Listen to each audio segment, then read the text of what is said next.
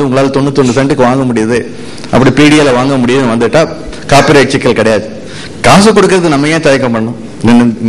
10 ரூபா கொடுத்து கூட நம்ம புத்தகம் வாங்க முடியாதா? அதனால அது காப்பிரைட் சிக்கல் கிடையாது. என்ன பொறுத்தல காப்புரிமை வந்து ஒரு எழுத்தாளனுடைய பிறப்புரிமை, அதை நம்ம வந்து மீறது தவறு. டாக்டர் குமார், சென்னை பல்கலைக்கழகம். இதுவரை நடந்த இதே விவாதத்தை ஒட்டி தான் என்னுடைய விவாதமும். இதுவரை நடந்தது எல்லாம் நூல்களுக்கான காப்புரிமை.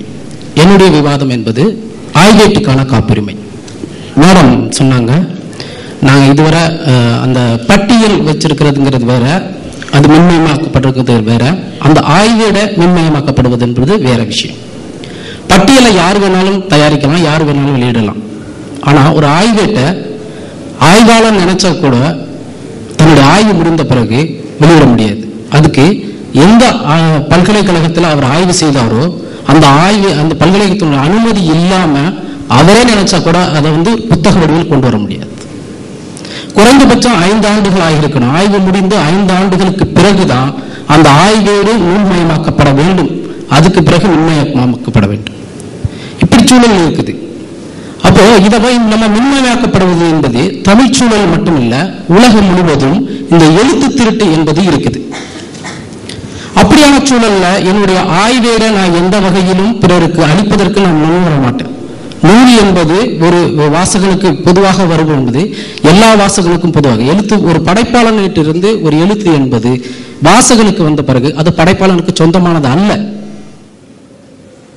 ஆனா ஆய்வேடு என்பது வேறு வகையானது.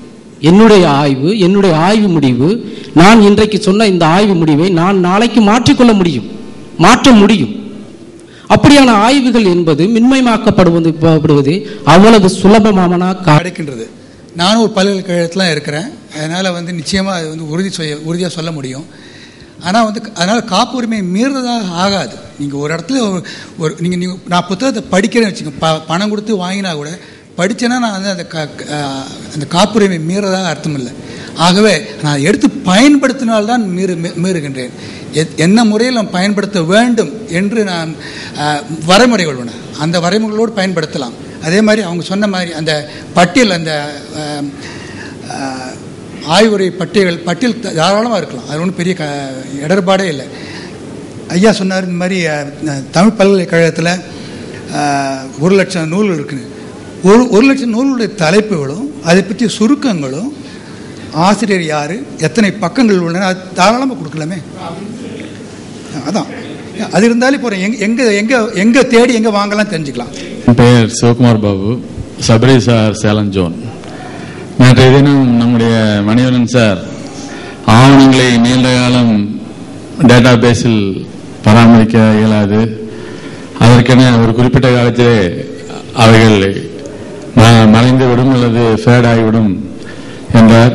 அது ஒரு பெரிய சட்ட சிக்கலை எதிர்காலத்திலே ஏற்பட்டுவிடும் என்ற ஒரு சூழ்நிலையிலே இன்ஸ்பெக்டர் ஜெனரல் ஆஃப் ரிஜிஸ்ட்ரேஷன் நேற்று எங்களுடைய பதிவுத்துறை ஸ்டாலை திறந்து வைத்தார்.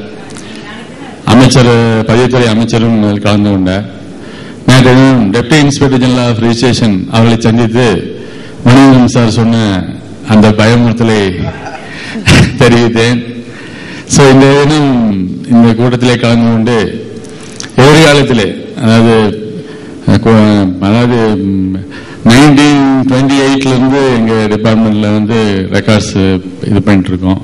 இன்னும் சொல்ல போனா 1814 சிலதெல்லாம் இருக்கு, 1760 இருக்கு, பழைய பட்டயங்கள் அப்படின்னு சொல்லி அதெல்லாம் இருக்கு, அப்புறம் பிரிட்டிஷ் கவர்மெண்டோட ரெக்கார்ட்ஸ் கூட இருக்கு.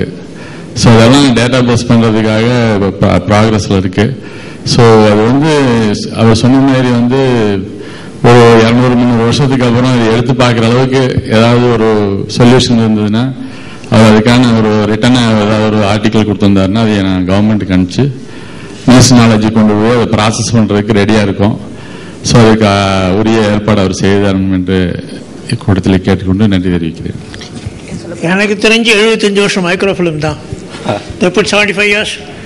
In the US, even from Library of Congress, the recommendation is first do a microfilm.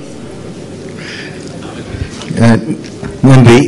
இது என்னுடைய முதல் தடவை நான் வந்து என்னுடைய லாஸ் ஏஞ்சலஸ் ஸ்ட்ரீட்டுடைய பத்திரத்தை பார்த்துட்டு அதுக்கு பின்புலம் இந்த வீடு யார் யாருக்கெல்லாம் எந்தெந்த காலத்துல சொந்தமா இருந்திருக்குன்னு பார்த்தப்போ எனக்கு ஒரு அதிர்ச்சி காத்திருந்தது. அது கிட்டத்தட்ட செவேந்தியர்கள்ட்ட இருந்து முதல் முறையா அந்த நிலத்தை வாங்கினது வரைக்கும் என்னுடைய பார்சலுக்கு அவன் வரலாறு வச்சிருக்காங்க. அந்த அளவுக்கு என்னால நினைச்சு கூட பார்க்க முடியல. பெரும்பாலும் எல்லாரும் தாழ் வடிவில் தான் வச்சிருக்காங்க. அவர் சொன்னது போல மைக்ரோஃபிஷ் பண்ணித்தான் ஆகணும், வேற வழி கிடையாது. இந்த சிக்கல் தமிழுக்கு மட்டும் உரியதில்லை, இது உலகளாவிய சிக்கல். உங்க அரசு பொறுத்தவரையில் இதுக்கு ஆர்கைவ்ஸ் டிபார்ட்மெண்ட் தான் இதுக்கு தொடர ஆரம்பிச்சிருக்காங்க. அதுக்கு ஆராய்ச்சிகள் ஆரம்பிச்சிருக்கு. தமிழ்ல இருக்க வேண்டிய இப்பெல்லாம் நான் பாக்குறேன் பத்திரங்கள் பழைய பத்திரங்கள், தமிழ் பத்திரங்களை பாக்குறப்போ ஒரு என்னுடைய முன்னோர்களுடைய பத்திரங்களை பாக்குறப்போ தமிழ்ல எழுதியிருக்கிறாங்க. அது 10ஆம் நூற்றாண்டில் இறுதியில படிக்கவே முடியாத அளவுக்கு கூட்டு எழுத்துல கிறுக்கல் மாதிரி இருக்கு பத்திரங்கள் தான் இருக்கு. அது இன்னும் கூட 100 வருஷம் கழிச்சு கூட இன்னும் இந்த தாக்கு பிடிக்கிறது. இன்னும் எவ்வளவு நாள் தாக்கு பிடிக்கும் தெரியாது. அரசாங்கத்துல நீங்க பேப்பர் வடிவத்தில் இருக்கிறத எப்படி அவங்க ஆர்கைவ்ஸ் பண்றாங்கன்றதுக்கு அதுக்கு ஒரு முறை இருக்கு. அதே முறையை நம்ம இதுல டிஜிட்டைஸ் பண்ண வேண்டி வரும். அவர் சொல்றது போல மைக்ரோஃபிஷ் இது வேற வழி இல்லை. நீங்க தாழ் வடிவிலும் வச்சுக்கணும், மைக்ரோஃபில்ம் வழியா வச்சுக்கணும், வேற என்னென்ன டெக்னாலஜி கிடைக்குதோ அதுலயும் வேணும். ஏன்னா முதல்ல எல்லாம் இந்த தாழ் வடிவில் இருக்கிற ஒரு பெரிய சிக்கல் இல்லைன்னா நான் போய் தேட முடியாது. நீங்க மின் ஆளுமைக்கு வர்றப்ப வேற வழி இல்லை, டிஜிட்டைஸ் பண்ணித்தான் ஆகணும். யார் வேணாலும் சர்ச் பண்ண முடியணும்.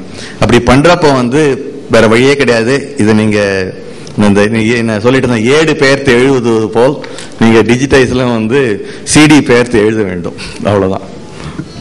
பட் அந்த மைக்ரோஃபிலிம்ல இப்போ at least in US and Europe you can buy a high-end microfilm reader. அதில் ஆட்டோமேட்டிக்காக you can store to a PC or a external device a image at whatever resolution that you want. So once you made a microfilm, in 1 hour you can make a backup in whatever optical media you want. Now it's available now commercially. So இப்ப அறக்கட்டளைக்கு, மருத்துவ அறக்கட்டளைக்கு அந்த document registration பண்ணி கொடுத்துருக்காரு. இன்னும் பல ஆண்டு அது நிலைக்கணும் அப்படின்னு. அது மாதிரி கோடானோட டாக்குமெண்ட்ஸ் இருக்கு. அது ஒரு அப்டேட் கொண்டு வரணும். அது பெரிய ப்ராசஸ் தான். நன்றி நன்றி நன்றி. சென்னையில் ரோஜாமுத்தையா லைப்ரரிக்கு ஒன்றா போங்க, தாரமணியில். அவங்க தான் யூஎஸ் கைடன்ஸில், யூனிவர்சிட்டி ஆஃப் சிகாகோ கைடன்ஸில் அங்கே மைக்ரோஃபிலிமே பண்ணுறாங்க. பண்ணி தேக்கன் ஆல்சோ தாரமணியில் ரோஜாமுத்தையா லைப்ரரி. சரி, எனது கருத்தாக அந்த சற்று முன்னர் பேசிய அந்த கருத்து, அதாவது ஆய்வேட்டினை பதிவேற்றம் செய்யும் தொடர்பாக முழுமையான ஆய்வினை பதிவேற்றம் செய்யாவிட்டாலும் ஆய்வு சுருக்கத்தையாவது பதிவேற்றம் செய்வது சிறப்பு.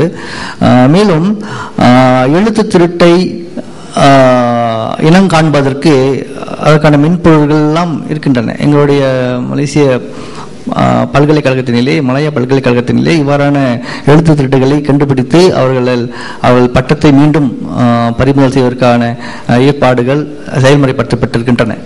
ஆகவே அவ்வாறான எழுத்து திருட்டு நடைபெறுவதற்கு சாத்தியம் குறைவு என்பது எனது கருத்து. நன்றி. இப்போ நேரம் நமக்கு குறுகிவிட்டது. மதிய உணவு இப்பொழுது காத்திருக்கின்றது. இந்த நிகழ்ச்சியை நாம் நிறைவு செய்ய வேண்டிய கட்டாயத்தில் இருக்கின்றோம். இப்பொழுது அருமையான கட்டுரைகள், நல்ல கலந்துரையாடலும் நடைபெற்றது. ஒரே ஒரு கருத்து, தஞ்சை பல்கலைக்கழகத்திலிருந்து வந்த பேராசிரியர் அவர் சொன்ன ஒரு கருத்து தொடர்பாக, நிறைய புத்தகங்கள் இருக்கின்றது, அந்த ஸ்கேனர்ஸ் உங்கள்கிட்ட இருக்கின்றது என்று சொன்னீர்கள். என்னை பொறுத்தவரை நீங்கள் பதிப்பாசிரியர், அதாவது அந்த ஆசிரியர் இல்லை என்றால், ஆசிரியர் அனுமதி இன்னும் கிடைக்கலைனாலும் நீங்கள் அவற்றை மின்பதிப்பு செய்து வைத்திருக்கலாம். அதை நீங்கள் வெளிப்படுத்த வேண்டிய அவசியம் இல்லை. பாதுகாப்புக்காக நீங்கள் அந்த மைக்ரோஃபிஷில் போட்டு வைக்கிறது அல்லது ஸ்கேனிங் செய்து அதை ஆமா சரி, அது தப்புன்னு சொல்வதற்கில்ல, அது ஒரு பாதுகாப்பு நடவடிக்கை தான். சரி, அருமையான இந்த கலந்துரையாடல் கலந்து கொண்ட உங்கள் அனைவருக்கும் இந்த மாநாட்டின் சார்பில் எனது